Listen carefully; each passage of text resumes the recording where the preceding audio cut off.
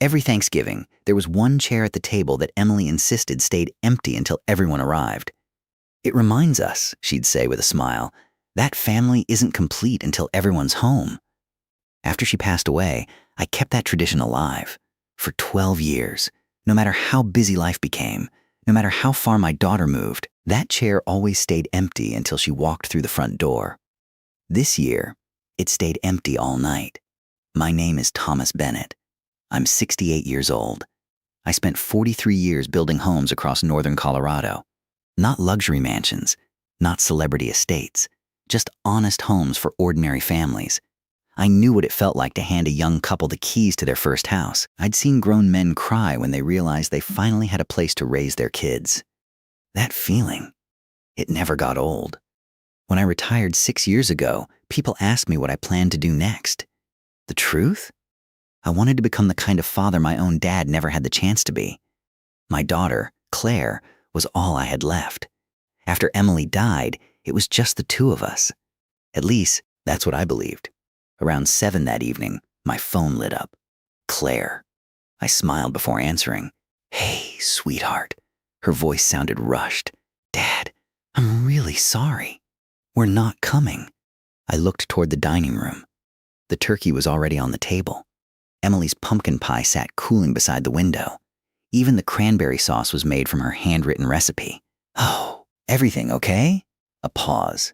Then, "Michael's parents invited us to their place instead." I nodded slowly. "Well, you could stop by afterward." Another pause.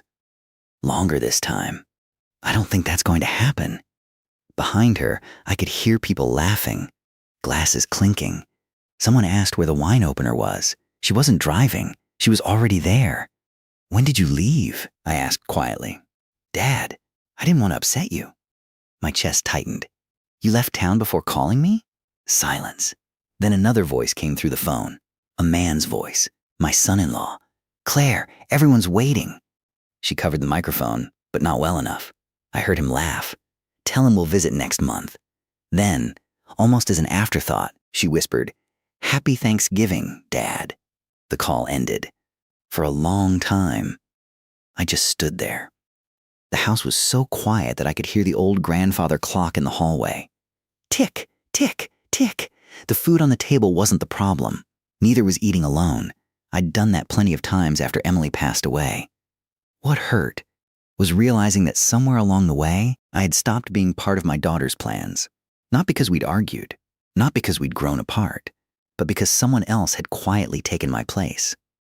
I carried the turkey back into the kitchen, wrapped the leftovers, labeled the containers. Old habits. Emily always said food shouldn't be wasted. As I reached for the refrigerator door, I noticed something tucked underneath the fruit bowl, a folded envelope. My name was written across the front. Dad. Claire's handwriting. I smiled. Maybe she'd planned a surprise after all. Inside, there wasn't a card. There wasn't a letter. There was a single document. A brochure. Luxury living at Pine Ridge Estates. Across the bottom, someone had circled a house in red ink.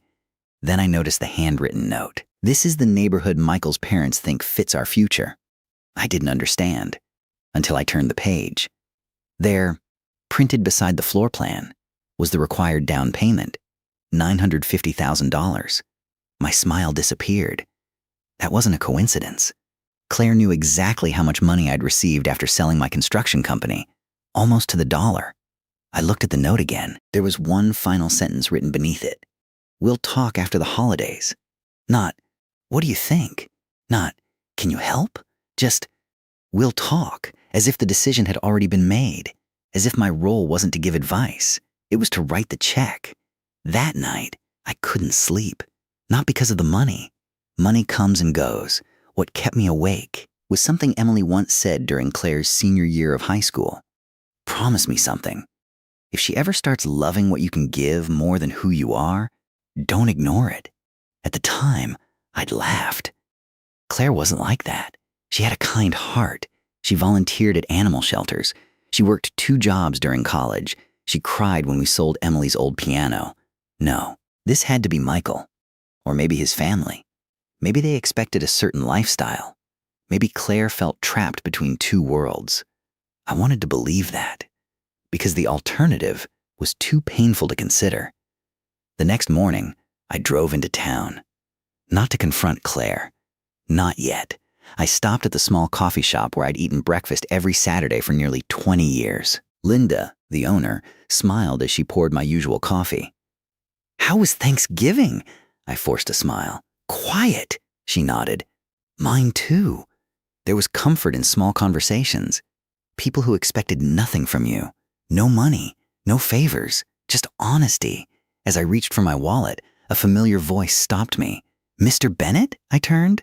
A young man in his early 30s stood near the counter. It took me a moment. Then I recognized him. "Ethan," he grinned. "You probably don't remember me. I worked summers for your company during college." Of course I remembered. Hardworking. Always early. Never complained. We talked for a few minutes before he asked, "So, how's Claire enjoying married life?" I smiled politely. "I think she's doing well." His expression changed. "Oh, I probably shouldn't say anything." My stomach tightened. "What is it?" He hesitated. "I was at a charity fundraiser last weekend. Claire and Michael were there. So were Michael's parents." He looked genuinely uncomfortable. I heard them joking. "About what?" Ethan stared into his coffee. "They said it wouldn't be long before your retirement money became family money." For a second, the cafe disappeared. The conversations, the music, the smell of coffee. Everything faded into silence. Ethan quickly added, "I'm sorry. I thought you already knew." I thanked him, finished my coffee, walked back to my truck. But I didn't start the engine. I just sat there, staring at my reflection in the windshield. For the first time in my life, I wasn't wondering whether my daughter loved me. I was wondering whether someone had been quietly teaching her that love had a price. And I had a feeling the answer was about to change everything. I sat in my truck for nearly 20 minutes, staring at my phone. I wanted to call Claire, but something told me not to. Deep down, I had a feeling this wasn't just about Thanksgiving anymore. And the next morning, one unexpected knock on my front door would prove I was right. The knock came at exactly 8:17 the next morning. Not loud, not impatient, just 3 slow, deliberate knocks. I looked through the front window expecting to see a delivery driver. Instead, an older man in a gray suit stood on my porch holding a large manila envelope. The moment I opened the door, he asked only one question. "Mr. Thomas Bennett?" "Yes." He handed me the envelope. "You've been formally requested to review these documents. Who sent them?" "I'm not authorized to discuss that."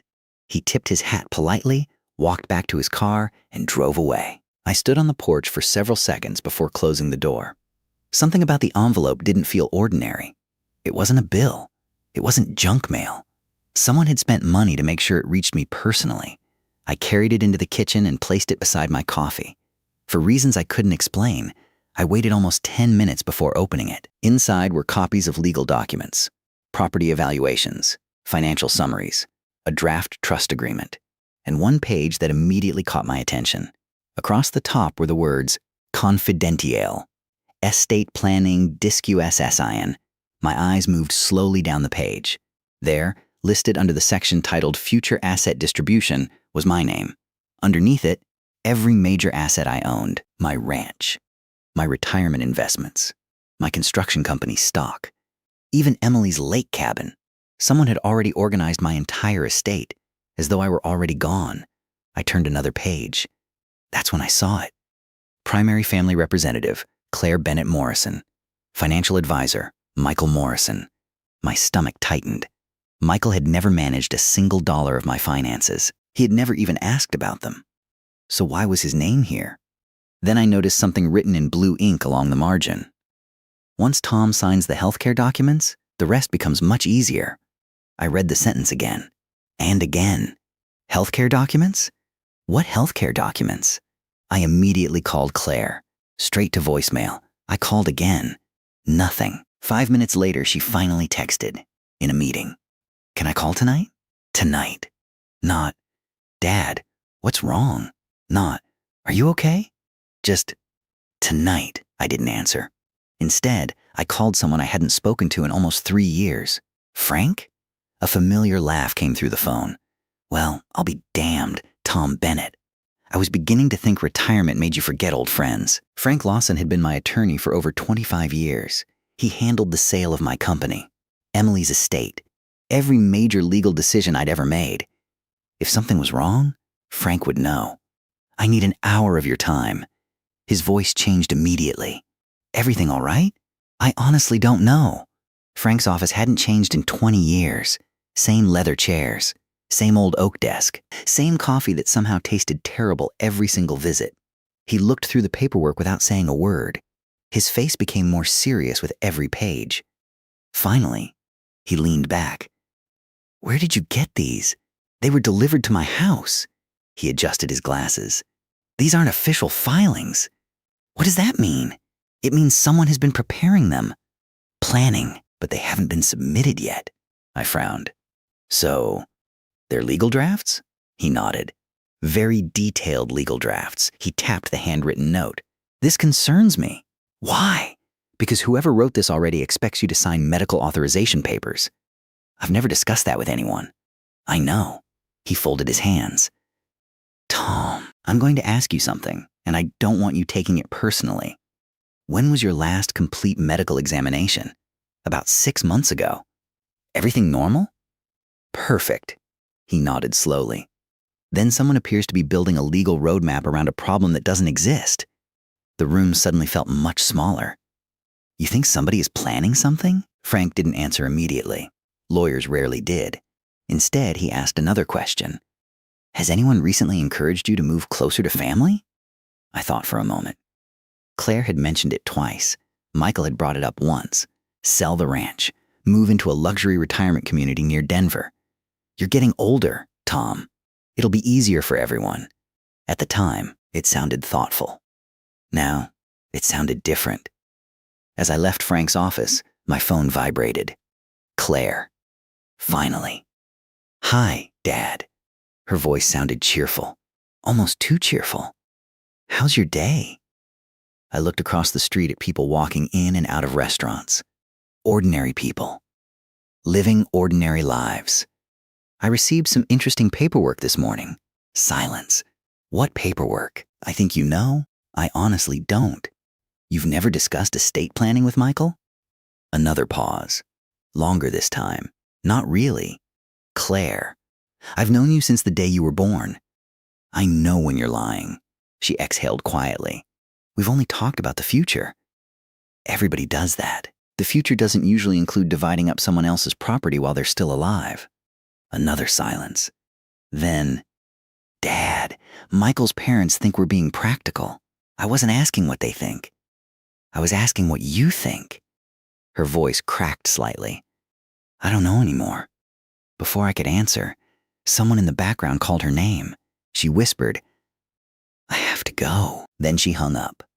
Not angry. Not defensive. Scared. That was the first emotion I'd heard from her in weeks. And somehow, that frightened me even more. That evening, I couldn't stop thinking about one sentence. Once Tom signs the healthcare documents, why healthcare? Why not financial paperwork? Why not a trust? Why medical documents? I walked into my home office, opened the small fireproof safe. Inside were every important document I'd ever owned. Insurance policies, property deeds, Emily's handwritten letters. As I organized the files, something immediately caught my attention. One folder was missing. Not misplaced. Missing. My complete medical records. I searched every drawer, every cabinet, every shelf. Nothing. Someone had taken them. The only people who had ever known the safe combination were Emily, me, and Claire. I slowly sat down in my desk chair. For the first time, this no longer felt like a family misunderstanding. It felt organized, planned, patient. Whoever was behind it wasn't acting on emotion. They were following a plan that had probably started months ago. I looked at the family photo sitting on my desk. Claire was 10 years old, covered in sawdust after insisting on helping me build her first treehouse. She smiled exactly like Emily. I wanted to believe that little girl was still in there somewhere. But another question kept echoing in my mind. If she wasn't leading this plan, then who was? And how far were they willing to go? That night, before locking the front door, I installed the old security cameras I'd never bothered to use after retirement. For years, I'd believed my home was the safest place in the world. For the first time, it didn't feel that way anymore. As I turned off the lights and headed upstairs, one thought refused to leave me. Someone wasn't waiting for me to die. Someone was preparing for it, and I had a feeling they weren't willing to wait much longer. At 6:13 the following morning, one of the newly installed security cameras captured a familiar SUV pulling into my driveway. It didn't stop at the front door. Instead, it rolled quietly toward my detached garage, where every box containing my business records and personal files was stored. The notification hit my phone at 6:13 the next morning. Motion detected. Garage driveway. I hadn't even finished pouring my first cup of coffee. For a second, I assumed it was a deer. They wandered onto the property all the time. I opened the camera app anyway. A black SUV rolled slowly toward my detached garage. It didn't stop near the house. It didn't come to the front door. It headed straight for the building where I kept 40 years of business records, personal files, and family documents. Whoever was inside knew exactly where they were going. My heartbeat slowed. Not because I was afraid, because something inside me finally accepted what I'd been trying to deny.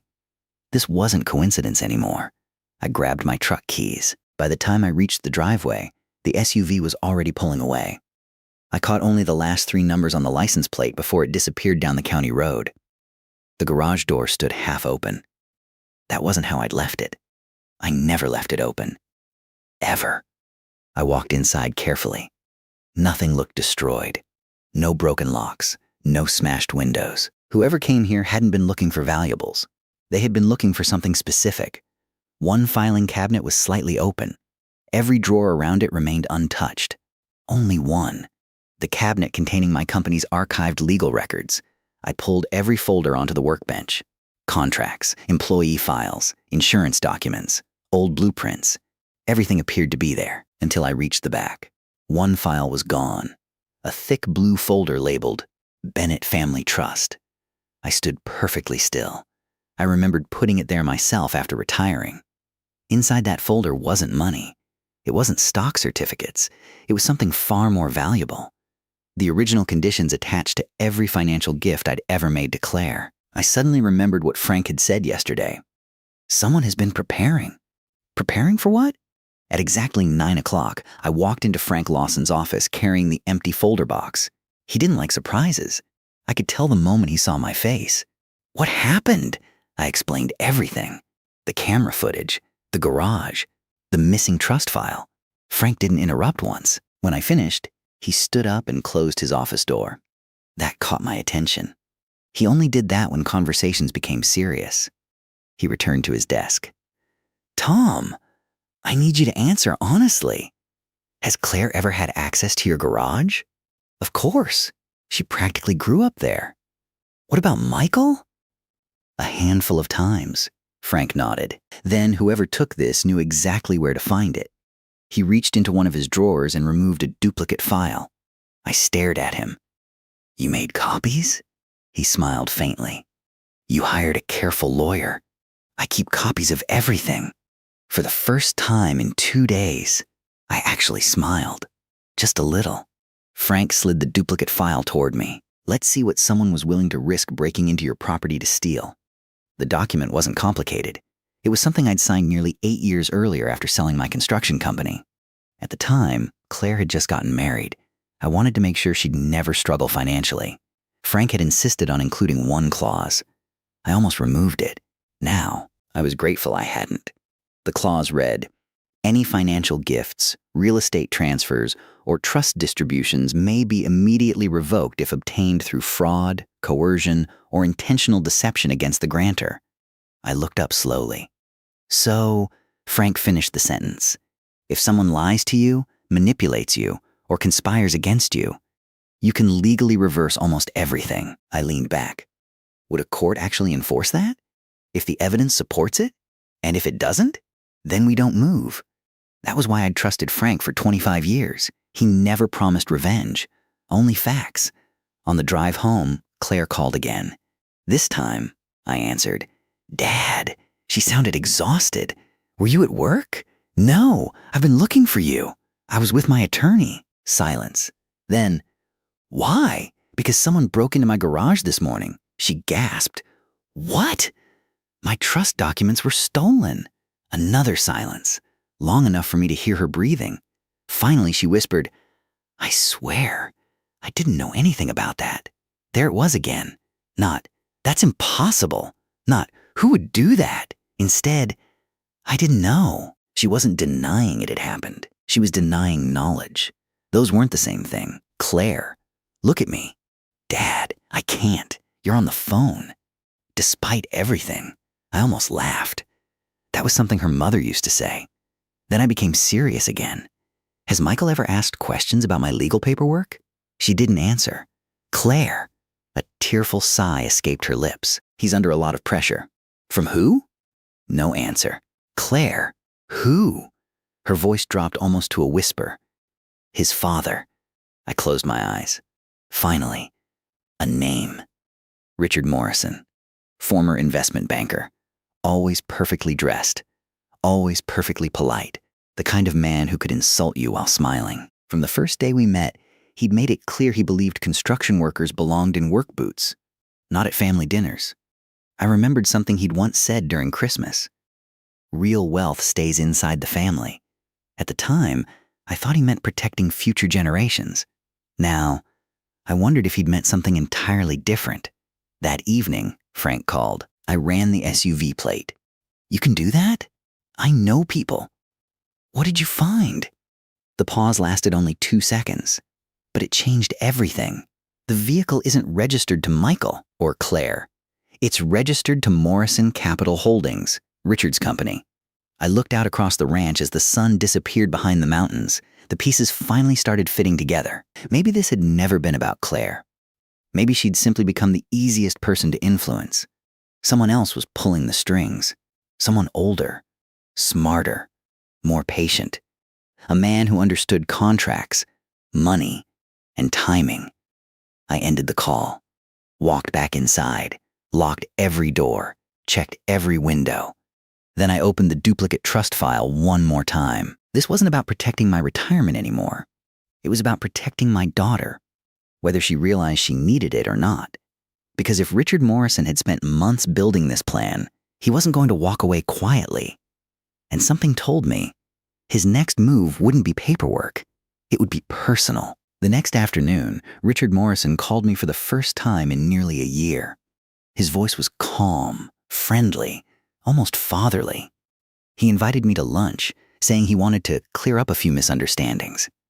What he didn't know was that before I ever shook his hand again, I already knew someone from his company had broken into my garage. I arrived 10 minutes early, not because I was eager to see Richard Morrison, because old habits die hard. After 43 years in construction, showing up late felt like breaking a promise. The restaurant overlooked a private golf course just outside Denver. White tablecloths, crystal glasses, the kind of place where nobody looked at the menu before ordering. Richard was already there, perfect navy suit, silver cufflinks. Not a wrinkle anywhere. He stood with that same practiced smile I'd seen for years. Thomas! It's been too long. He extended his hand. I looked at it for a second before shaking it. His grip was soft. Mine wasn't. I heard about your garage, he said as we sat down. I'm sorry that happened. I didn't answer. Instead, I unfolded my napkin and placed it on my lap. Richard smiled politely. I suppose Frank Lawson has already filled your head with theories. Frank deals in facts, not theories. A waiter appeared. Richard ordered without looking at the menu. I asked for black coffee. Nothing else. Richard chuckled, still as disciplined as ever. I'm not here for lunch. His smile faded just enough for me to notice. For a moment, neither of us spoke. Then Richard leaned back. I think we've gotten off on the wrong foot over the years. You think so? I do. I've always respected what you've accomplished. I almost laughed. Respect? This was the same man who once introduced me at a charity dinner as Claire's father. He worked in construction. As if I'd spent 40 years carrying someone else's toolbox. You've never respected me, I said it calmly. No anger, no accusation, just the truth. Richard folded his hands. Perhaps I underestimated you. Then why invite me? His eyes locked onto mine. Because families shouldn't fight over money. There it was. Money. Not Thanksgiving. Not Claire. Not family. Money. He slid a leather folder across the table. I'd like you to look at something. I didn't touch it. You can open it. I'd rather hear you explain it. He smiled again, always smiling. We've been discussing ways to simplify your future. We? Claire, Michael, myself. My future? He nodded. You've built an incredible legacy. But maintaining ranches, investments, and multiple properties at your age must be exhausting. I'm managing just fine. I'm sure you are. He paused. But what about 5 years from now? 10? I stared at him. I'll deal with that when I get there. He sighed as if speaking to a stubborn child. Thomas. Control is hardest to surrender for people who spent their lives building things. But eventually, everyone has to let the next generation take over. I finally opened the folder. Inside were glossy brochures, luxury retirement communities, private medical concierge services, estate management firms. Everything had already been highlighted. Certain pages were marked with yellow tabs. Then I found a single document clipped to the back. Proposed transition plan. Transition. Interesting word. Not retirement. Not inheritance. Transition. I skimmed the first paragraph. The purpose of this plan is to ensure an orderly transfer of financial decision-making responsibilities. I stopped reading. Who wrote this? Our advisors. I never hired your advisors. They're some of the best in the country. I'm sure they are. I closed the folder. And they still don't work for me. Richard remained perfectly calm. He picked up his glass of sparkling water. Thomas, I don't think you realize how vulnerable people become in their late 60s. I looked at him. I'm 68. Exactly. You still drive yourself everywhere. You live alone. You're isolated. Every sentence landed with surgical precision. Not emotional. Prepared. As if he'd practiced this conversation. Then he delivered the line I'd never forget. It only takes one accident or one medical diagnosis for life to change overnight. I felt something cold settle in my chest. Not fear. Recognition. The healthcare documents. The missing medical records. The retirement brochures. This wasn't random. It was all connected. I leaned forward. Richard, can I ask you something? Of course. If I signed every paper in that folder today, who would make decisions if something happened to me? His answer came too quickly. Claire. And if Claire wasn't available? A tiny pause. Then, Michael. Exactly what I expected. I leaned back again. I'm going to save you some time. I'm not signing anything. His smile disappeared completely. For the first time, I saw the real Richard Morrison. Cold, impatient, calculating. You should think carefully before making emotional decisions. I'm not emotional. I'm paying attention. Lunch ended 5 minutes later. Neither of us finished our drinks.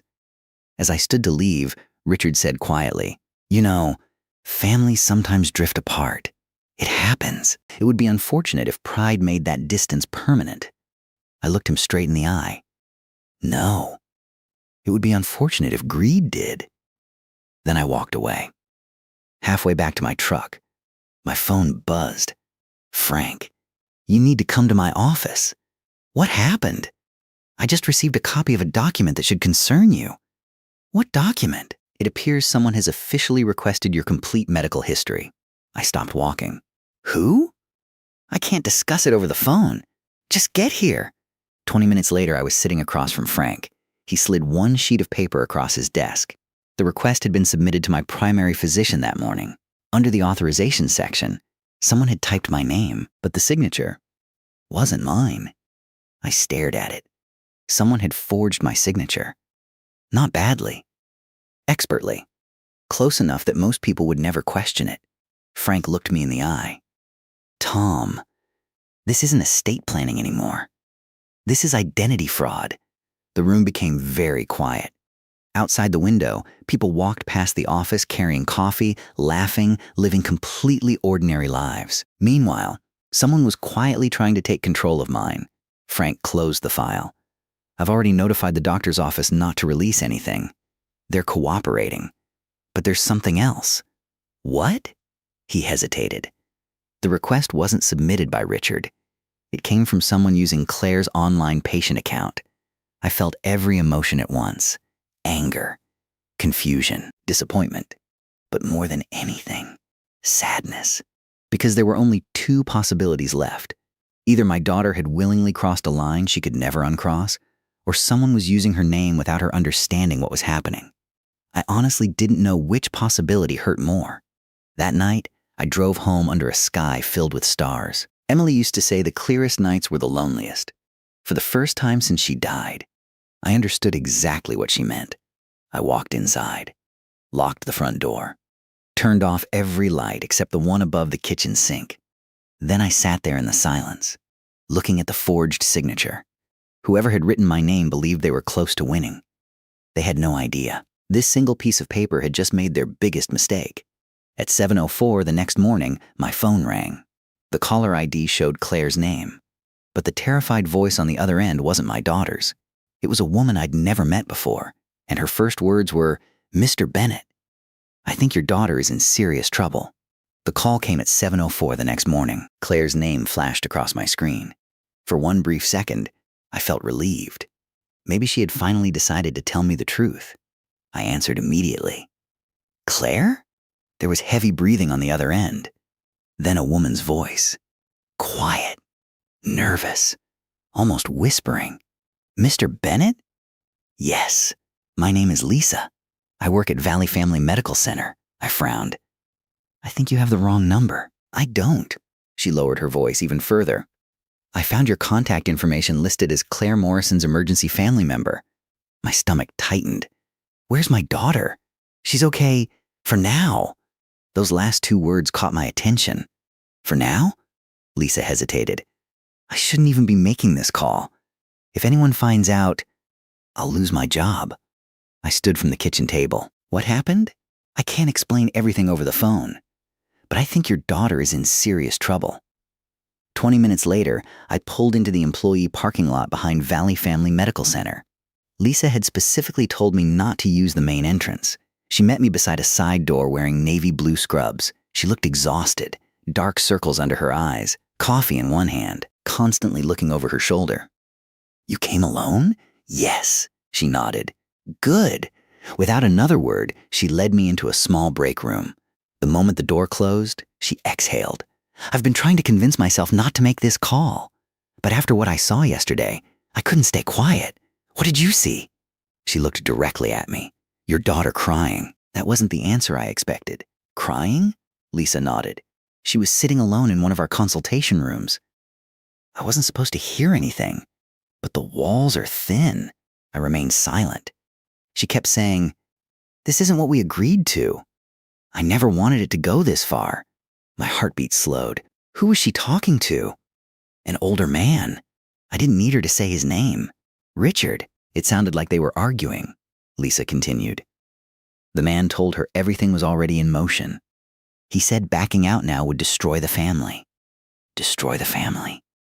Interesting choice of words. Not protect it. Destroy it. Lisa reached into her pocket. I copied this before it disappeared. She handed me a folded appointment sheet. At first glance, it looked ordinary. Then I noticed my own name printed across the top. Patient consultation scheduled. Except I had never scheduled an appointment. The date was 3 days away. The physician listed wasn't even my doctor. "What is this?" Lisa swallowed. "Someone booked a cognitive assessment under your name." I stared at her. "A cognitive assessment?" She nodded. "They wanted you evaluated for memory loss." Every muscle in my body became still. Memory loss. Not heart disease. Not diabetes. Not arthritis. Memory loss. Suddenly, everything made sense. The medical records. The retirement paperwork. The forged signature. Someone wasn't trying to prove I was sick. They were trying to prove I couldn't make my own decisions. Lisa looked terrified. "I don't know who's involved. I don't want to know." But none of this felt right. So I checked the file. And? She looked toward the closed door. There wasn't much medical history. But there was a note. What note? She repeated it word for word. Family reports increasing confusion and poor financial judgment. I almost laughed. Poor financial judgment? I'd built a company from nothing, managed thousands of employees, negotiated contracts worth millions. Now someone wanted a doctor to believe I couldn't balance my own checkbook. Lisa quietly added, the information wasn't submitted by a physician. It came from a family questionnaire. Family. I thanked her. Before leaving, I asked one final question. Did Claire write it? Lisa looked genuinely conflicted. I honestly don't know. The account belonged to her, but someone else could have been using it. It wasn't the answer I wanted, but it was an honest one. Outside, I sat inside my truck for nearly 15 minutes. I wasn't angry anymore. Anger is loud.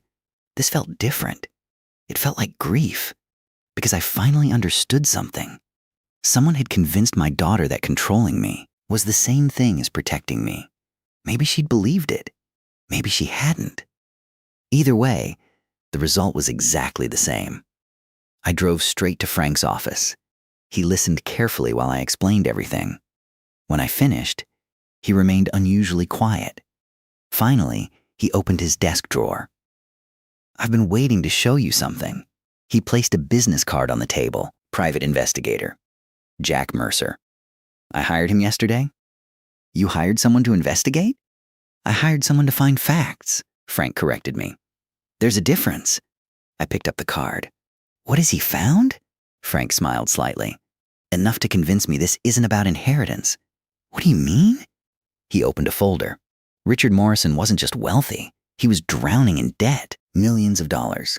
Commercial real estate loans. Failed investments. Businesses hanging on by a thread. I stared at the documents. This can't be right. It's verified, Frank nodded. Richard doesn't need your daughter's inheritance. He needs your liquidity. Liquidity. Cash. Properties. Investments. Assets that could be converted quickly. I finally saw the entire picture. This had never been personal for Richard. It was business. He wasn't trying to become part of my family.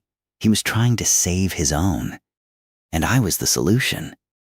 That evening, I parked outside my ranch and watched the sunset. Everything looked exactly the same. The old barn. Emily's flower garden. The porch swing she'd begged me to build 20 years earlier. Nothing had changed, except me. For weeks, I'd been reacting, defending, trying to understand. That ended today. Richard Morrison had made one fatal mistake. He assumed I'd spent my entire career building houses. He forgot I'd also spent 43 years recognizing weak foundations.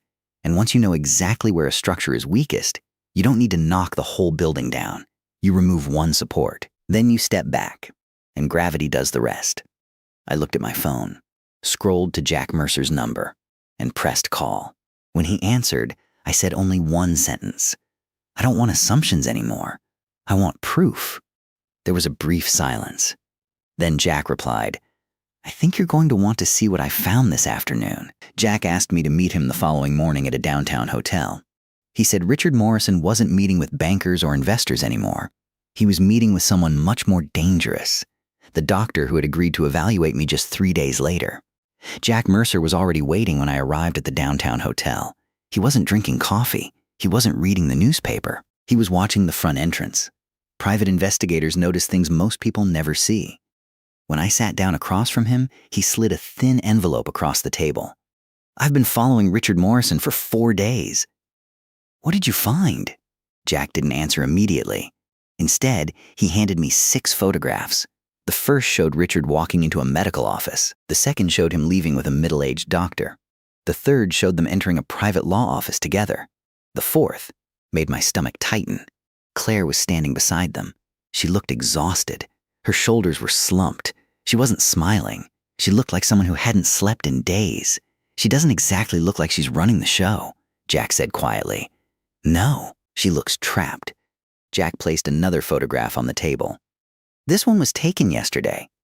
Richard and the doctor were sitting alone on a restaurant patio. The doctor slid a folder across the table. Richard handed him a small envelope. What was in it? Jack shrugged. I couldn't see. But I did hear something. What? The doctor said. Once the evaluation is complete, the court won't question the recommendation. I felt my jaw tighten. Evaluation. Not treatment. Recommendation. Not diagnosis. They weren't trying to help me. They were trying to build a legal case. Jack leaned closer. I dug into the doctor's background. He isn't your regular physician. I know. He also isn't a neurologist. I frowned. Then why is he doing memory evaluations? Because he owns a private assessment clinic. Jack slid another document toward me. Over the past 5 years, the same doctor had testified in dozens of guardianship hearings. Families hired him. Courts trusted him. His opinion carried weight. If he declared someone mentally incapable, judges usually listened. Richard hadn't picked him by accident. He had picked him because he knew exactly how the system worked. So what's the plan? Jack asked. I looked out the hotel window. For the first time since Thanksgiving, the answer came easily. I'm done reacting. I'm going to make them react. That afternoon, Frank arranged a meeting with the district attorney's office, not to file charges, not yet, to ask one question. What evidence would you need before opening a fraud investigation? The prosecutor listened carefully. He never interrupted. When we finished, he closed his notebook. If everything you've shown us is accurate, you're close. Close? We don't prosecute suspicions. We prosecute evidence. So what are we missing? He answered without hesitation. Intent. We need proof that these people knowingly acted together. On the drive home, that single word echoed in my head. Intent. Richard had hidden behind paperwork. The doctor hid behind medical procedures. Claire.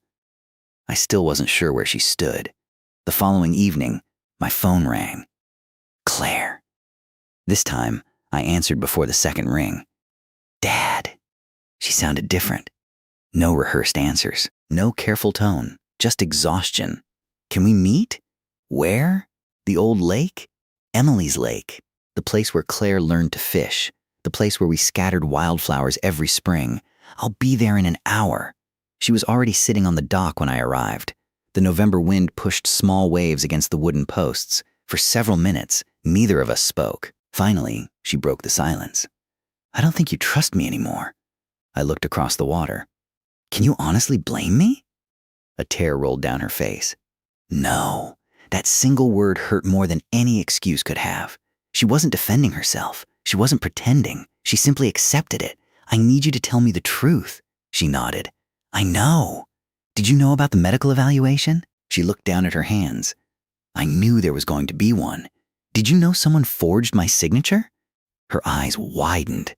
What? I never saw that. Did you help them take my medical records? She shook her head immediately. No, I swear. For the first time, I believed her. Not because she cried, because she answered too quickly. Real lies need time. Truth usually doesn't. Claire wrapped her arms around herself against the cold. I made a terrible mistake. I thought Richard was helping us. What changed? She laughed bitterly. I asked too many questions. And? He stopped treating me like family. He started treating me like an employee. I remained silent. He told me that once everything was finished, you'd be happier. He said older people don't need the stress of managing money. She wiped another tear away. I wanted to believe him. But then, I overheard him talking to Michael. What did he say? She looked straight into my eyes. He called you an asset. Not a father, not a grandfather, an asset, a number on a balance sheet, nothing more. I should have come to you sooner. Yes, I was scared. I know. I thought if I backed out, I'd lose my marriage. Those words hung between us. Then I asked the question I'd been avoiding for weeks. What about Michael? She closed her eyes. He knows everything. I didn't respond. He wasn't forced. He agreed. That answer hurt her more than it hurt me. I could hear it in her voice. Claire reached into her coat pocket. I brought something. She handed me a small digital voice recorder. I recorded their meeting yesterday. I stared at it. What's on here? Everything. Richard, Michael, the doctor. They talked about your evaluation. They talked about your trust. And she couldn't finish the sentence. And what? They talked about how long they thought it would take before you stopped fighting. For several seconds, neither of us moved. The wind carried leaves across the dock. Somewhere in the distance, a goose called across the lake. Life continued as if nothing had happened, but everything had changed. I slipped the recorder into my jacket pocket. "Claire," she looked up. "I can't promise things will ever be the same." Fresh tears filled her eyes. "I know, but thank you for finally telling me the truth." She nodded slowly. "I should have remembered something Mom used to say." "What?" Claire smiled through her tears. "The easiest way to lose your family is to start treating them like a transaction." Emily had been gone 12 years, yet somehow she was still the wisest person in the room. The next morning, Frank, Jack, and I sat together listening to the recording. Nobody spoke until it ended. Finally, Frank reached for his phone. "What are you doing?" He looked at me. "I'm calling the district attorney." "Why?" He smiled for the first time in weeks. "Because we finally have what they asked for, intent." I looked down at my hands that had spent 4 decades building homes. Emily used to tell me every house reveals its weaknesses eventually. She was right. People do too. Richard Morrison hadn't lost because I was smarter. He lost because he believed greed could hold a family together longer than love. It never could. It never will. 6 months later, Richard Morrison, Michael Morrison, and the physician who participated in the scheme were each facing criminal charges related to fraud, conspiracy, and document forgery. Claire accepted responsibility for the choices she had made and cooperated fully with investigators. Rebuilding trust wasn't quick, and it wasn't easy. Some things couldn't simply be forgotten. We didn't pretend everything was fine. Real families don't heal that way. Healing starts the day people stop lying. The old chair at Thanksgiving is still there. Emily's chair. Now, when Claire comes over, she sets the table beside me without saying a word. Some apologies are never spoken out loud. They're lived. And somehow, those are the ones that matter most.